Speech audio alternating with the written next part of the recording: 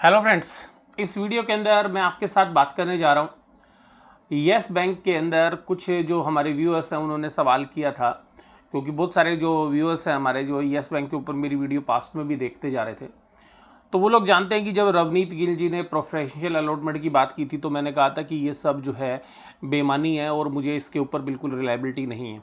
उसके बाद जो है वो बरेच जी जो है कनाडा बेस्ड जो है इन्वेस्टर्स हैं उनकी बात कर रहे थे कि उनको प्रेफरेंशियल अलॉटमेंट करेंगे। फिर कुछ इंडिया के अंदर भी जो फैमिली आदित्य बिरला फैमिलीज या राकेश झुंझुनवाला जी या इसी तरीके के जो और इन्वेस्टर्स हैं कि उनको वो है प्रेफरेंशियल अलॉटमेंट करेंगे। लेकिन मैंने तब भी जो है काफ़ी खुलकर जो है उसके ऊपर वीडियो बनाई थी आपके साथ और शेयर की थी कि देखिएगा ये प्रैक्टिकली पॉसिबल नहीं लग रहा है, क्योंकि बैलेंस शीट जब तक क्लीन नहीं होगी तब तक वो लोग नहीं आएंगे। और उसी तरीके से एक इंटरनेशनल पी फंड को जो है इन्होंने प्रेफरेंशियल अलॉटमेंट की थी 80 रुपये से ऊपर के भाव पे। तब भी मैंने कहा था कि देखिएगा वो जो लोग हैं वो फंस चुके हैं, वो दोबारा तो पैसा डालेंगे नहीं। तो हम वहाँ पे हालांकि जो हमारे, क्योंकि उस समय पर येस बैंक के अंदर जो इन्वेस्टर्स थे वो बहुत ज़्यादा जो है एग्रेसिव हो जाते थे कि नहीं ये ऐसा नहीं हो सकता, ये आप समझ नहीं रहे हैं कि ये फिर 500 रुपये होगा। तो देखिएगा मैं उस बारे में बात नहीं कर रहा हूँ कि 500 रुपये होगा या नहीं होगा। जो अभी मैं जो बात कर रहा हूँ तो उस समय जो हालत थी उस समय पर बैलेंस शीट क्लीन नहीं थी, जिसके बारे में हम बात कर रहे थे। उसके बाद राकेश झुंझुनवाला जी ने भी काफ़ी बड़ी मात्रा के अंदर शेयर खरीदे थे, तब भी मैंने आपके साथ वीडियो शेयर की थी। हालांकि उस समय ऐसा लग रहा था कि कॉन्फिडेंस बिल्डअप होगा इस शेयर्स के अंदर, लेकिन वो भी जो है नाकाफ़ी रहा। और उसके बाद जो है बीच बीच में ऊपर के और नीचे के दोनों साइड के मूव्स जो हैं येस बैंक के शेयर्स के अंदर देखने के लिए मिलते थे, जनरली एफ ट्रेड की वजह से। उसके बाद देखिएगा डीबीएस के बाय करने की जो है अफवाह भी मार्केट के अंदर आई, उसके बारे में भी हमने बात की थी, बाद में उसका खंडन भी हुआ। और वहाँ पर उसके बाद आरबीआई के जो डाइवर्जेंस थे एनपीए के, उससे संबंधित भी तो ये कुछ वीडियोस थी जो मैंने पास्ट में पिछले 1 साल के दौरान जो है आपके साथ शेयर की थी येस बैंक से संबंधित। तो आप सारे लोग बोलते थे कि सर आप तो येस बैंक के बारे में बिल्कुल निराशावादी हैं, तो आज आपने येस बैंक का शेयर क्यों खरीद लिया? तो सीधी सी बात ये, क्योंकि मैंने लाइफ के अंदर फर्स्ट टाइम, मैं आपको बोल रहा हूँ लाइफ में फर्स्ट टाइम इस एफ के अंदर मैंने शेयर्स खरीदे हैं। और अभी जो है वो डीमेट अकाउंट के अंदर क्रेडिट हो गया, हालांकि उसकी भी ट्रेडिंग स्टार्ट नहीं हुई है, वो मंडे से होगी। और उससे संबंधित एक वीडियो मैंने जो है अभी 2 दिन पहले भी आपके साथ शेयर की थी।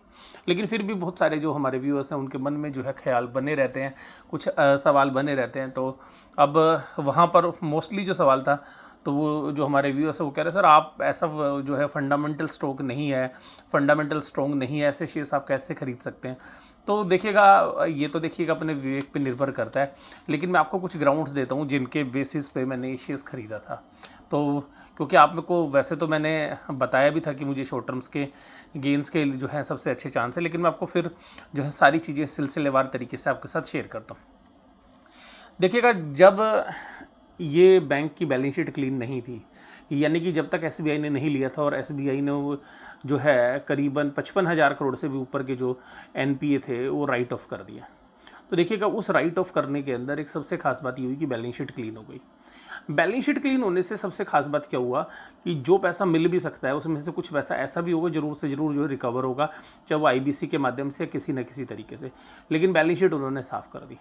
मैं बैंकिंग के ऊपर मोरेटोरियम की वजह से जो है बेरिश हूँ, और जिस तरीके से आउटकम है मैं ये भी बात मानता हूँ, और मैं इस तरीके की बातें भी करता रहता हूँ। लेकिन देखिएगा मैं बात ये बोलता हूँ कि आप पे क्या कर रहे हैं और आपको मिल क्या रहा है, ये काफ़ी इंपॉर्टेंट है। तो उनमें सबसे पहली बात जो मैं आपके साथ शेयर करूंगा, तो सबसे पहले कि यहाँ पर मैं एक चीज़ के लिए कॉन्फिडेंट था, और वो जो 6 8 10 महीने पहले भी मैं जब वीडियो बनाता था तो मैं आपको एक ही बात बोलता था, मैंने कहा बैंक बंद नहीं होगा, ये पक्का है। ये बैंक बंद नहीं होने देगी सरकार, क्योंकि सरकार किसी भी बैंक को बंद होने देगी तो इतने बड़े बैंक को अगर बंद हो जाएगा तो ये सरकार के मुंह पे भी तमाचा होगा, रेगुलेटर्स के मुंह पे भी तमाचा होगा, तो रेगुलेटर किसी ना किसी तरीके से इस बैंक को बचाएंगे। लेकिन मैं यही बात बोलता था कि इन्वेस्टर्स की जो वेल्थ है वो डिस्ट्रॉय जरूर होगी, वो डिटोरिएट जरूर होगी। वो बात जो है बाद में साबित भी हुई, और आप जाके वो वीडियोज़ देख भी सकते हैं आज की डेट में जो मैं आपके साथ बात कर रहा हूँ। अब चीज़ें क्या हैं कि देखिएगा जब एसबीआई एपिसोड हुआ तो एसबीआई ने 10 रुपये के भाव से शेयर्स खरीदे। बाकी जो HDFC bank, Kotak bank, IDFC first bank और बाकी बैंकों ने भी उसके अंदर 10 रुपये के हिसाब से पैसे लगाए। तो 10 रुपये के हिसाब से पैसे लगाए तो हमें पता चल गया कि जो बड़े इन्वेस्टर्स हैं वो 10 रुपये के हिसाब से पैसा लगा रहे हैं, चाहे वो गवर्नमेंट के दबाव में, चाहे वो अपनी इच्छा से। तो हमें यहाँ पे कंफर्ट आ गया कि हाँ 10 रुपये एक बेस प्राइस हो गया, जो बैंक का बेस प्राइस बनता है आज की डेट में। अब दूसरी बात ये कि जब आपने इस शेयर के ₹10 मिलते हुए देखे कि बड़े इंस्टीट्यूशंस जो हैं ₹10 के भाव से दे रहे हैं। तो जब इसके एफपीओ की खबर आई तो मैंने सबसे पहले एनालिसिस किया, मैंने सबसे पहले आपके साथ जो वीडियो शेयर की थी, इसकी बुक वैल्यू को चेक किया। बुक वैल्यू थी ₹9.99, 9.9 उसी के राउंड में थी, तो वो वेबसाइट में फ़र्क हो सकता है थोड़ा बहुत। तो 9.99 के आसपास जो है इसकी बुक वैल्यू थी।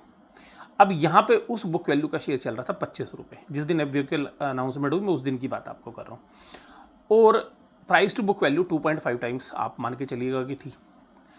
अब यहाँ पर ये सब कुछ जो बुक वैल्यू ये राइट ऑफ करने के बाद है। जब ये एपिसोड नहीं हुआ था, रवनीत गिल जी चलाते, तब इसकी बुक वैल्यू 80-90 दिखाई जाती थी।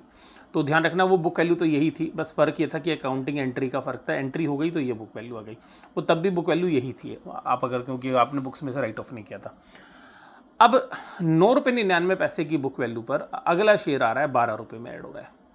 तो ₹12, मैं उस ₹9.99 को ₹10 मान लेता हूँ, तो 10 और 12 का एवरेज बनता है ₹11। तो अब मेरे पास जो शेयर आ रहा है, जब ₹25 का शेयर था तो बुक वैल्यू थी 9.9, अब ₹11 बुक वैल्यू और उसका शेयर मुझे मिल रहा है ₹12 का। तो सबसे पहली कैलकुलेशन मेरे दिमाग में आई कि जो सारी चीज़ें खुल चुकी हैं, बंद मुट्ठी लाख के खुल गई तो खाक की, तो अब सब चीज़ें खुल चुकी थी, तो हमें पता चल गया था कि राइट ऑफ हो गया, सब कुछ हो गया।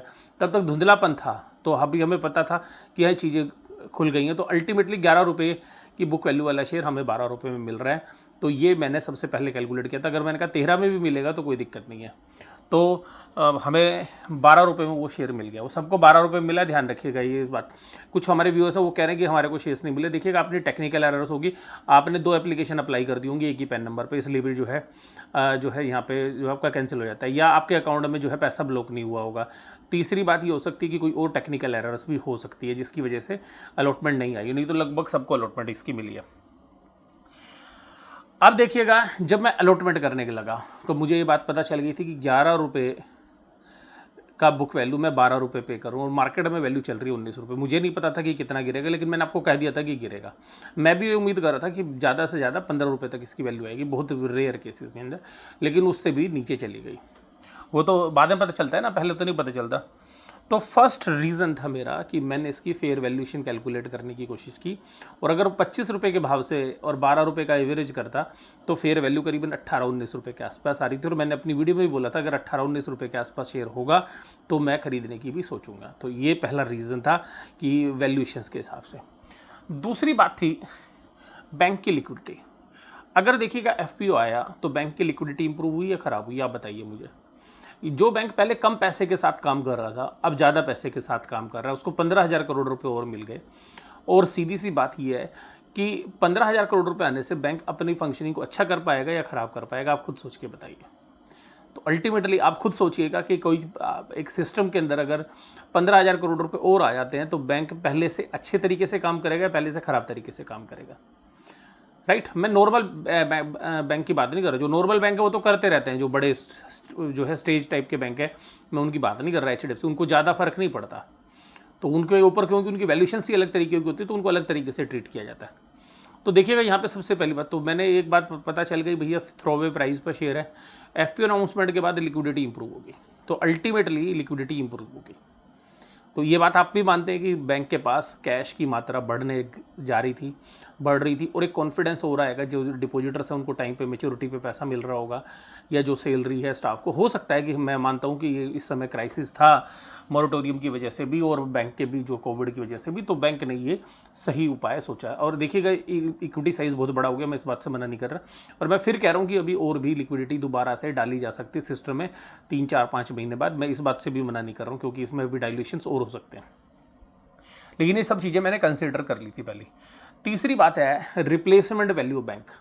आप ये बताइए जितनी ब्रांचेस इसके पास हैं, जितना एम्प्लॉय इसके पास है, जितने रेंट एग्रीमेंट इसके ब्रांचेस के इसके पास है, जितना कंप्यूटर के सॉफ्टवेयर्स के जो प्रोफेशनल्स इनके पास हैं, जिस तरीके का कंप्यूटर सॉफ्टवेयर का जो इनका नेटवर्क है जिससे ये ऑपरेट करते हैं, वो सब कुछ, और इसके अलावा बहुत मल्टीपल असेट्स जो आज बैंकिंग सिस्टम के लिए रिक्वायर्ड है, और उसके बाद सबसे खास बात बैंकिंग लाइसेंस, उन सब को आज आप मान के चलिएगा कि इतने रुपए की जितनी मार्केट कैप है उतने पे एक बैंक खड़ा किया जा सकता है। इसको बोलते हैं रिप्लेसमेंट वैल्यू कंसेप्ट। तो मैंने उसको भी ध्यान रखा कि इतनी कीमत के अंदर, जितनी कीमत के अंदर हम पे कर रहे हैं, क्या एक नया बैंक खड़ा किया जा सकता है। बेशक से इसकी बैलेंस शीट बिल्कुल खराब है, वीक है, मैं भी मानता हूँ इस बात को, क्या उसको रिप्लेस किया जा सकता है रिप्लेसमेंट वैल्यू पे? तो आपको आंसर मिलेगा नो। तो अल्टीमेटली तीसरा पॉइंट था रिप्लेसमेंट वैल्यू। तो थ्रो अवे प्राइस के ऊपर जो इसकी रिप्लेसमेंट वैल्यू आ चुकी है, अगर आज इस बैंक के बदले में कोई दूसरा बैंक इतना ही बड़ा तैयार किया जाए तो इतनी कीमत पे नहीं किया जा सकता। तो सिंपल सी बात ये है कि यहाँ पे जो इसका नेटवर्क है, चाहे वो राणा कपूर जी के समय से हुआ तो वो भी एक, और दूसरी बात है कि जो एनपीए इन्होंने राइट ऑफ किए हैं उसमें राणा कपूर जी को भी दिए हुए लोन है। तो हो सकता है कि उनकी प्रॉपर्टी भी जब सेल की जाएगी, कुर्क की जाएगी, तो वहाँ से भी कुछ वसूली हो सकती है। तो सारे दिमाग के अंदर, मेरे दिमाग में आइडिया से, और उसके बाद मैंने ये सारी चीज़ें असेसमेंट करने के बाद एक और बात भी सोची थी कि मैं बहुत बड़ा पैसा नहीं लगाऊंगा। अगर मार्केट में मुझे उससे नीचे मिल जाए या 9 या 10 रुपये में, तो फिर मैं यहाँ पर फर्दर शेयर्स भी खरीद सकता हूँ। ऊपर जाएंगे तो देखिएगा मैं बेचूंगा, मैं आपको पहले ही बता चुका हूँ। तो अल्टीमेटली अगर साल भर के अंदर अगर 30% का भी प्रॉफिट हो जाए तो जो है मैं इसको बहुत अच्छा मानूंगा। और अगर ये नहीं भी होता है तो मैंने ये सारे रीजंस आपको बताए, तो मैं इसको लॉन्ग टर्म के लिए भी होल्ड कर सकता हूँ। अगर मैंने देखिएगा 9 रुपये पे या 10 रुपये पे नीचे अगर ये आता है और मैंने खरीदे, तो मैं शेयर्स को लॉन्ग टर्म के लिए ले जाऊंगा, फिर मैं ये ट्रेडिंग नहीं करूंगा इसके अंदर। और मैं जो रिप्लेसमेंट वैल्यू बात कर रहा हूँ उसको मानते हुए मैं मानता हूँ कि आगे फ्यूचर के अंदर जो चौथा पॉइंट है कि कोई ना कोई इस बैंक को एक्वायर करेगा आने वाले समय के अंदर। तो ये जो बैंक है ये टारगेट के रूप में रहेगा, एक एक्विजिशन टारगेट रहेगा, क्योंकि इतनी बड़ी जो नेटवर्क है बैंक की वो बनानी कोई आसान बात नहीं है। और उसके बाद last but not the least, मैं ये सब कुछ इन्वेस्टमेंट करने से पहले असेस कर चुका था कि ये जो लॉसेज हैं इनको मैं अफोर्ड करने की पोजीशन में हूँ या नहीं हूँ। तो मैंने ये पहले से ही असेस कर लिया था कि ये जो भी इन्वेस्टमेंट है ये मैं लॉस करने की भी अफोर्ड कर सकता हूँ बड़े इजीली, और ये सोचते हुए ही मैंने ये निवेश किए थे। हालांकि एक अच्छे इन्वेस्टर्स के लिए इस तरीके की जो राय है वो नहीं होनी चाहिए, लेकिन मैंने आपको सीधी सी बात बोली कि मैं यहाँ पे एक स्पेकुलेशन का एलिमेंट जो है यस बैंक के साथ हमेशा रहता है। तो ये भी एक रीज़न था, और मैं आपको इससे ज़्यादा क्लैरिटी क्या दूँ। और उसके बाद अब मेरे माइंड सेट के अंदर दो चीज़ें हैं। देखिए, अगर 6 महीने के अंदर मुझे इस शेयर्स के प्राइस 15% या 20% से ऊपर मिलते हैं, हालांकि मैं उसका ज़्यादा इंतजार करूंगा, मैं 30% का इंतजार करूंगा। अगर 30% तक के प्राइस मिलते हैं मेरी कीमत से, तो करीबन जो है 16, 17, 18 रुपये के आसपास अगर ये शेयर मिलेगा तो ही मैं एग्जिट करूंगा, उससे पहले नहीं।